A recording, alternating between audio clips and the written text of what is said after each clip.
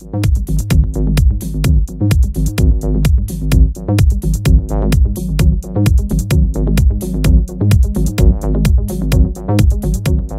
think esports is something that needs to come from the community. So you don't impose esports on the community. The esports has to come out of the community. So it's a lot about the tournaments that you're offering. It's a lot about the abilities that you give players to actually compete competitively or play competitively. I don't know whether you've seen this. We have just introduced the ranked battles, which is a good start to actually measure out how competitive are players wanting to play. We do see a huge take-up because right now it's limited to tier 6 and tier 7. And in that group, a lot of players play ranked rather than random. So we do see that there's a strong interest. As this interest grows, we are going to explore opportunities for setting up esports for the title. Right now, there's nothing to announce because we just launched. So let's build a little bit of community. Let's see what the community wants, and that's where we go. So obviously, for World of Tanks, esports has become a major vessel for us. People are very interested in it. We do see a lot of teams joining in. The tournaments that we're doing have a huge uptake. So I don't have numbers right now at the top of my head. It's not my area of expertise, but I do see it grow every month. So it's great to see. We have invested a lot into esports. We have 3 leagues now: the Gold, Silver, and Bronze League. We have the Grand Final already 2 years in a row now in Warsaw. Going to have it soon again somewhere. So as things happen, we will announce them. But yeah, esports has become a major part of what Wargaming is doing with community work.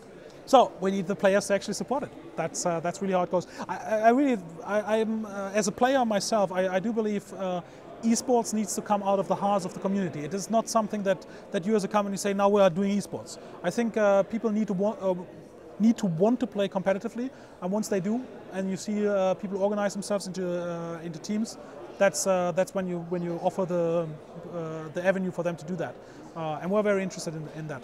Yeah, so from a technology standpoint, there's a couple of things that you want.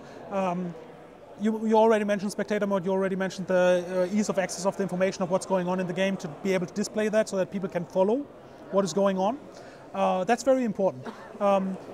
The other thing that's very important is that you actually have a game that when you are sitting in the audience, that you can get into, that it actually comes over the screen and you feel it and you actually want to be part of the action and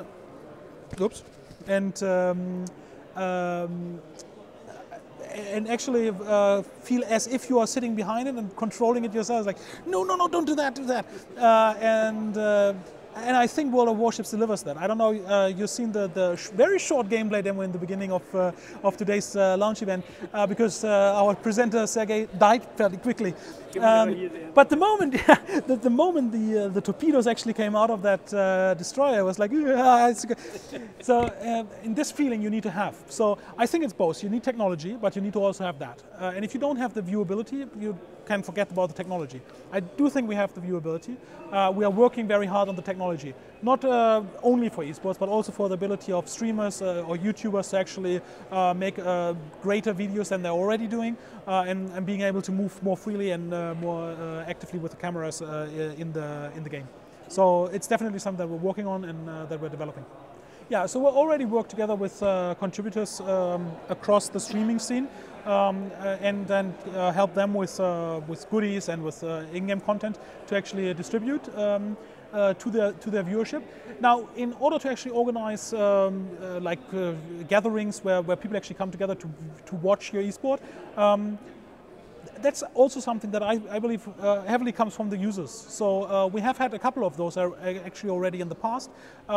They have not taken off to be a massive thing yet, but I think as more people get into watching World of Tanks as an esport, and maybe at some point in the future some other wargaming titles as an esport, that the demand will grow, and then we're going to deliver. Yes. Big challenge that is upcoming is the content.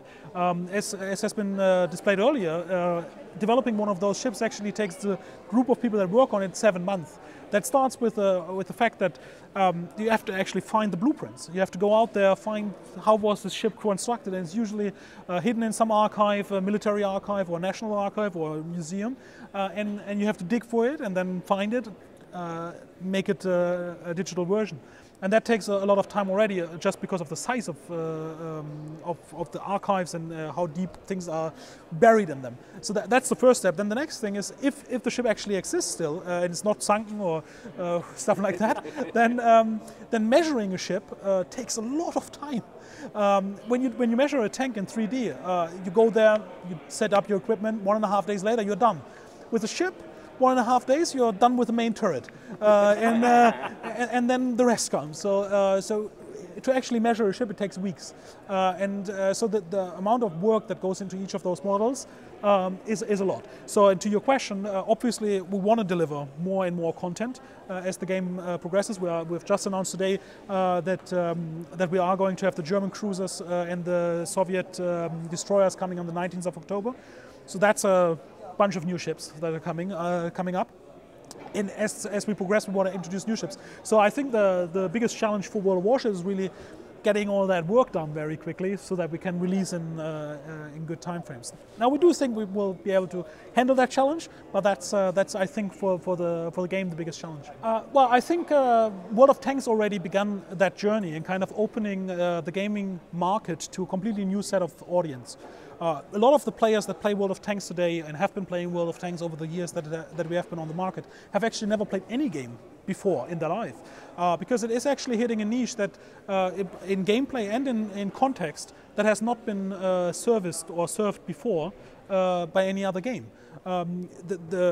It's a shooter, yes, but it's much slower paced than your typical ego shooter that you have, where it's much faster hand-eye coordination, much more adrenaline.